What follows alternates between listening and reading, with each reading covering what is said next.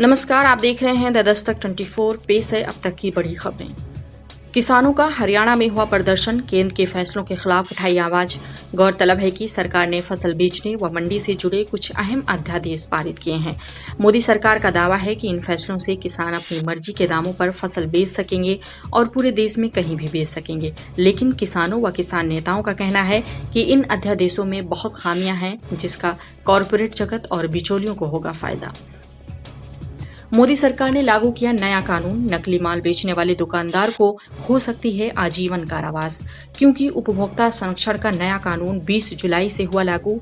नए कानून consumer protection act 2019 ने उपभोक्ता संरक्षण अधिनियम 1986 की ली जगह। दिल्ली में नए कोरोना केसों में आई कमी, 24 घंटे में आए केवल 954 मामले।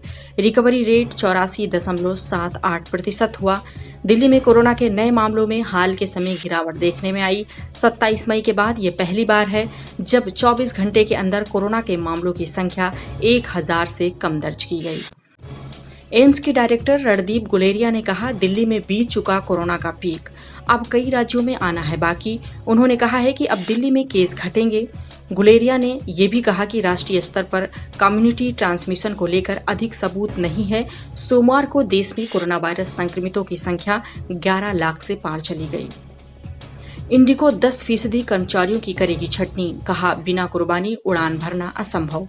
इस बात की जानकारी कंपनी के सीईओ रोनुजॉय दत्ता ने दी। दत्ता ने एक बयान में कहा, जहां से चीजें वर्तमान में खड़ी हैं, हमारी कंपनी के लिए इस आर्थिक चुनौतियों के बीच से कुछ बलिदान किए बिना उड़ान भरना असंभव है, ताकि हमारे व्यवसाय के संचालन को बनाए रखा जा सके। कोरोना संक्रमण के डर के बीच कड़कनाथ मुर्गे की मांग बढ़ी। गौरतलब है कि मध्य प्रदेश के आदिवासी बहुल झाबुआ जिले की पारंपरिक मुर्गा प्रजाति कड़कनाथ की मांग इसके पोषक तत्वों के कारण देश भर में बढ़ रही है।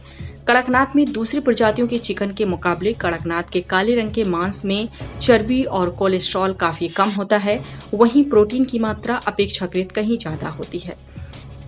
मेडिकल जर्नल द लेंसेट ने बताया कि शुरुआती परिणामों के आधार पर यूके की ऑक्सफोर्ड यूनिवर्सिटी और एस्ट्राजेनेका द्वारा विकसित कोरोना वायरस की वैक्सीन सुरक्षित है। इसके ट्रायल में शामिल तकरीबन 177 लोगों में इंजेक्शन लेने के बाद एंटीबॉडीज और सफेद रक्त कोशिकाएं बनी, जो कोरोना से लड़ सकती हैं। बकौल जर्नल, वृद्धों में भी क्लिनिकल ट्रायल होने चाहिए। यूपी के मुख्यमंत्री योगी आदित्यनाथ ने कहा कि कोविड-19 के लक्षण रहित मरीजों को निर्धारित प्रोटोकॉल के अधीन शर्तों के साथ होम आइसोलेशन की अनुमति दी जाएगी। उन्होंने कहा कि ये निर्णय इसलिए लिया गया क्योंकि लक्षण रहित मरीज बीमारी छिपा रहे हैं। बतौर यूपी सरकार, रोगी और उसके परिवार को होम आइसोलेशन के प्रोटोकॉल का पालन करना होगा अनिवार्य। पुरानी दिल्ली में 19वीं सदी में बनी एक मस्जिद का बीच का गुंबद रविवार सुबह बिजली गिरने से टूट गया। इतिहासकार राना सफवी ने बताया, इसे मुबारक बेगम नामक एक तवायफ ने बनवाया था, जो सर डेविड अख्तर लोनी की पत्नी थी। दिल्ली वक्फ बोर्ड के सदस्य हिमल अख्तर ने कहा है कि मस्जिद को जल्द से जल्द किया जाएगा संरक्षित।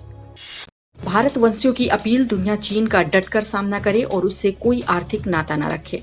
दरअसल कोरोना वायरस की वजह से पूरी दुनिया चीन के खिलाफ है। उसके बाद उसकी विस्तारवादी नीति का भी विरोध हुआ है, जिसकी वजह से अब अमेरिका, ताइवान जैसे देश भी चीन के खिलाफ हो गए हैं। विदेशों में रह रहे भारतवंशी भी चीन का जता रहे हैं विरोध।